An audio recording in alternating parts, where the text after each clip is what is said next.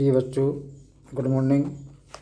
आज राष्ट्र कवि मैथिली शरण गुप्त जी का जीवन परिचय पढ़ाने जा रहे हैं।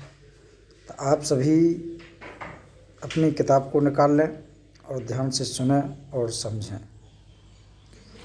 तो मैथिली शरण गुप्त जी थे, इनका जन्म हमारे बुंदेलखंड और हमारे ज़िले से लगा हुआ जो हमारा मंडल भी है झांसी के चिरगांव नामक स्थान पर हुआ था। तो ये राष्ट्र कवि हैं मैथिली शरण गुप्त जी। तो इनका जन्म सन 1886 ईस्वी में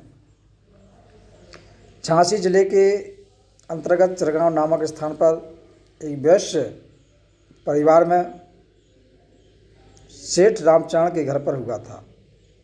मतलब इनके पिताजी का नाम था रामचरण। इनके पिताजी जो रामचरण थे भगवान के भक्त थे, धार्मिक थे और वो भी एक हिंदी काव्य के प्रेमी थे। वे स्वयं भी कविताएं किया करते थे। मैथिली शरण गुप्त को कविता लिखने की प्रेरणा अपने पिताजी से ही प्राप्त हुई।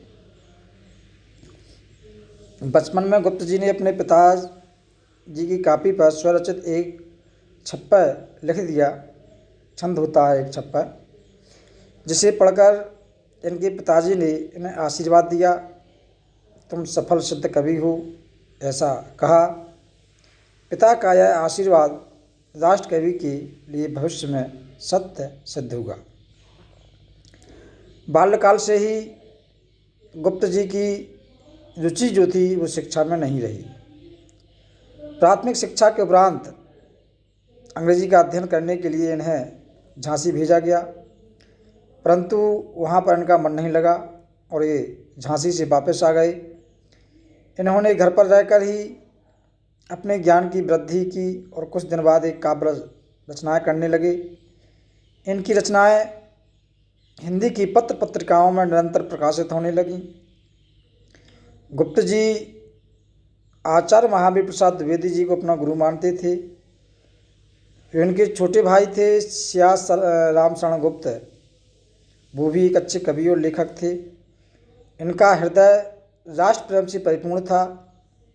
अतः देश की स्वतंत्रता के लिए गुप्त जी को जेल की यात्रा भी करनी पड़ी, जेल में भी ये रहे।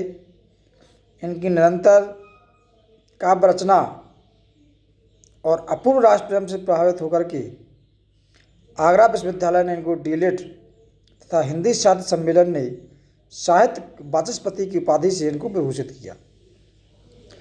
इनकी अद्वितीय साहित्य साधना और कर्मठता को देख करके स्वयं राष्ट्रपति ने इनको 2 बार राज्यसभा का सदस्य मनोनीत किया था।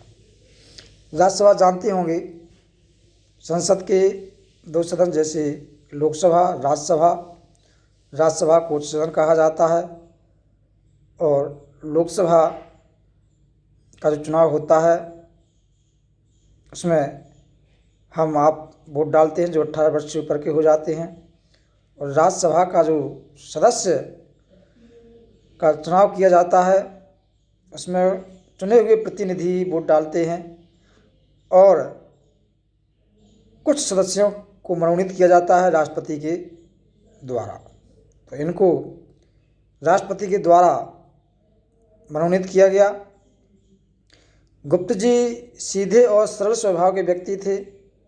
इन पर गांधीवाद का पूर्ण प्रभाव था और ऐसे हमारे महान सरस्वती के पुत्र और राष्ट्र कवि मैथिली शरण गुप्त जी 12 दिसंबर 1964 ईस्वी को परलोक सिधार गए, मतलब इनकी मृत्यु हो गई। साहित्यिक परिचय। मैथिली शरण गुप्त आधुनिक युग की खड़ी बोली के निर्माता और नायक कवियों में से हैं। हिंदी साहित्य का प्रत्येक पाठक अपने इस सरल, सीधी एवं प्रतिभाशाली कवि से परिचित हैं। इनके काव्य में संपूर्ण भारत की आत्मा मुखरित हो उठी है, तभी तो इन्हें भारत का राष्ट्र कवि माना जाता है। इनकी काव्य धारा ऐसी पवित्र गंगा है जिसमें स्नान करके आत्मा पवित्र हो जाती है। इनकी रचनाएं हैं साकेत, यशोधरा, द्वापर, जयद्रथवध, जय भारत, किसान, पंचवटी और भारत भारती, सिद्धराज, अनघ, रंग में भंग, झंकार, हिंदू, वन वैभव, नहुस, मौर्य विजय, कपाल गीत और अनेक इनकी काव्य कृतियाँ रही हैं। इनकी भाषा शैली, गुप्त जी के काव्य की भाषा जो रही है वो कैसी रही? खड़ी बोली। इन्होंने अपनी सभी रचनाओं को माध्यम खड़ी बोली बनाया। गुप्त जी से पूर्व खड़ी बोली में कविता होनी आरंभ हो गई थी, परंतु वह भाषा दोषपूर्ण थी।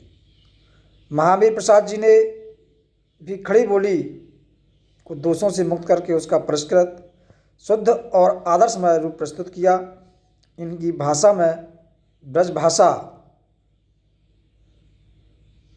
का ज़्यादा प्रयोग किया गया है। इन्होंने उसकी मधुरता और कोमलता का संचार जिससे हो जाता है।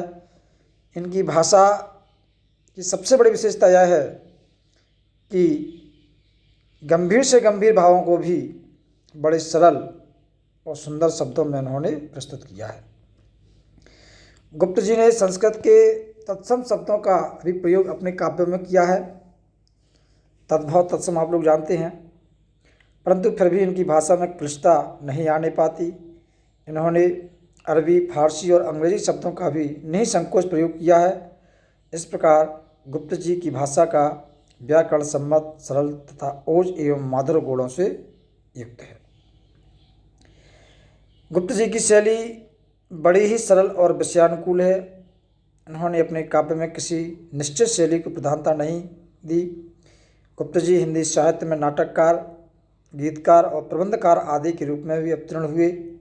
इसी कारण विषय और भावों के अनुसार इनकी शैली के भी विभिन्न रूप मिलते हैं, जैसे प्रबंधात्मक शैली, गीति शैली, नाट्य शैली, अलंकृत, उपदेशात्मक, विवरणात्मक शैली, आत्मप्रधान शैली और मिश्र शैली। ये इनकी शैली के विभिन्न रूप इनकी रचनाओं में देखने को मिलते हैं। हिंदी साहित्य में स्थान, हिंदी साहित्य के आधुनिक कवियों में गुप्त जी का शीर्षस्थ स्थान है। गुप्त जी की कविताओं में भारतीय राष्ट्रीय गौरव और संस्कृति का गुणगान विशेष रूप से किया गया है, जिस कारण इन्हें राष्ट्रकवि की उपाधि से भी सम्मानित किया गया और राष्ट्रकवि के रूप में गुप्त जी सदैव स्मरणीय रहेंगे। इनको कभी भुलाया नहीं जा सकता। तो बच्चों, जो इनका जीवन परिचय हुआ, अब आप इनके जीवन परिचय को लिखेंगे और याद करेंगे। बहुत बहुत धन्यवाद।